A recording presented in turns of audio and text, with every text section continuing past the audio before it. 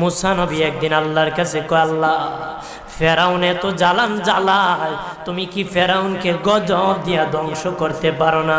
আমার আল্লাহ কয়, মুসা আমি ফেরাউনকে 4টা কারণে গজব দেই না। কয় কারণে? ফেরাউনকে 4টা কারণে গজব দেই না।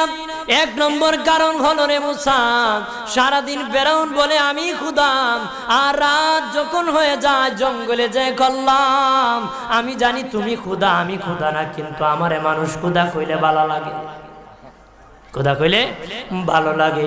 প্রভু তাই তুমি বিরক্ত হইয়া আমার উপর গজব দিও না। আল্লাহ বলে, মুসা রে ওই ফেরাউনের রাত্রির দুয়ার কারণে আমি আল্লাহ তার উপর গজব দেই না। 2 নম্বর কারণ হলো, আরে মুসা তোমার মুখে দাড়ি, ফেরাউনের মুখে দাড়ি, তোমার পরনে জুব্বা,